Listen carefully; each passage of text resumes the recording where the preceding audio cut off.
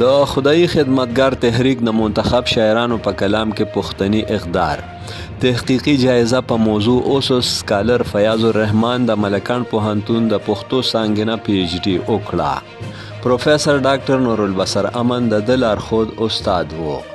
په نورو ممتحنینو کې پروفیسر ډاکټر زبیر حسرت، پروفیسر ډاکټر محب وزیر د افغانستان، پروفیسر ډاکټر محی الدین هاشمی او پروفیسر ډاکټر عبدالظاهر شکیب شامل وو. د پی ایچ ډي د خپل تیسیس یا تحقیقي مقالې د کامیاب دفاع کولو نه وروستو د خپل لارښود او نورو استادانو په هکله د فیاض الرحمن وینا وه چې د ملکان پوهنتون ټول استادان ډیر خواخوږي، ځیرک، پوهه او مخلص لارښودونکي دي. نوموړي سکالر په خصوصي توګه د پروفیسر ډاکټر نورالبصر امن د غوره لارښودنې او مرستې ملګرتیا مننه وکړه. فیاض الرحمن وویل چې د ډاکټر نورالبصر امن لارښودنه او ملاتړ د ده دپاره یوه الهي ډالۍ وه.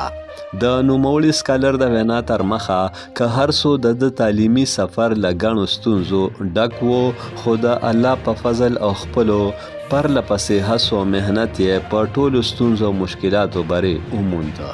سکالر په خبرو اترو کې د خپل هیډ ماسټر شفیق احمد نوم په غوره لفظونو یاد که او ګویا نه شو چې د ښاغلي شفیق احمد ډېرې مهربانۍ او ځانګړې پاملرنې د ده د پی ایچ ډي په بشپړه کېدو کې اغیزمن او مهم کردار ادا کړی دی. د نوموړي سکالر مقاله په 4 بابونو مشتمله ده. د خدایي خدمتګار تحریک تاریخي پس منظر، د انګریزانو راتګ او د سیمې حالت، د مختلفو اصلاحي او سیاسي تحریکونو لنډ ذکر، د باچا خان لنډ ژوند او مبارزه، د 2 آزادو ریاستونو جوړیدل، د منتخب شاعرانو په کلام کې پښتني اقدار، د سرلیکونو لاندې سکالر د څېړنې په فن او میتودالوجي خپله پوهه څرګنده کړې ده او په اسانه او روانه پیرایه کې بلها مهم معلومات راغونډ کړي دي.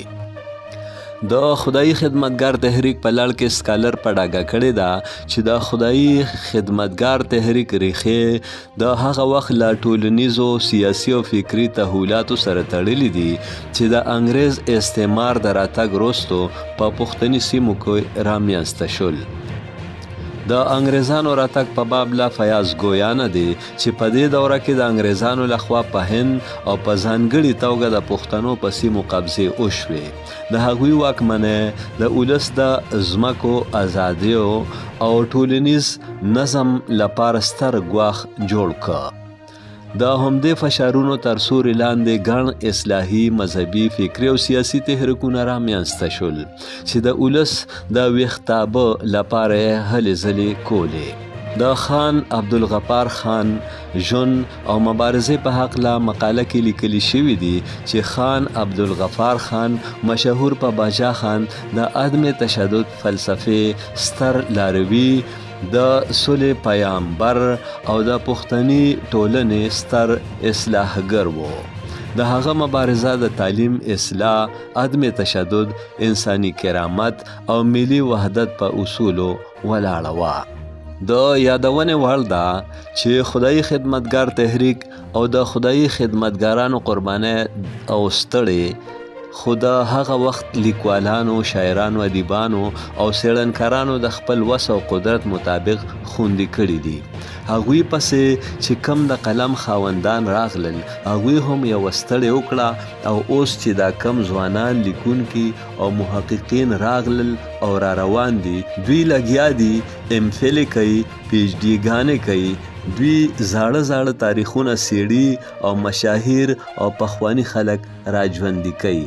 بیا د خدایي خدمتګار تحریک څېړنه چې کیږي نو دا ډېر زوړ او تاریخي تحریک دی. په دې کې ډېر لوی اتلان، ملي مبارزان، مشران او د آزادۍ قامي هلې ځلې پرتې دي. په دغه تحریک کې د هغه دورونو حالات موجود دي او د نوي نسل لپاره پکې یو سبق پروت دی. دغه شان تاریخي او اهم موضوعات چې د ایم فل او پی ایچ ډي د سکالرانو ریسرچ پیپر شي او د مقالو سرلیکونه یې شي، نو دې سره به د هغه تحریکونو کردارونه راژوندي شي، هغه دورونه به راژوندي شي چې پکې هغه خلکو د وطن د ازادۍ دپاره تحریکونه چلولي دي او د خپلې خاورې، خپل وطن او قومي ازادۍ دپاره یې یو لوی جدوجهد کړی دی.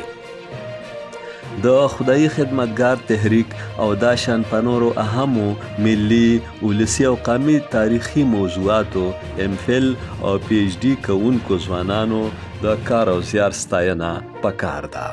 امجد علي خادم، پښتونخوا ټي وي، پېښور.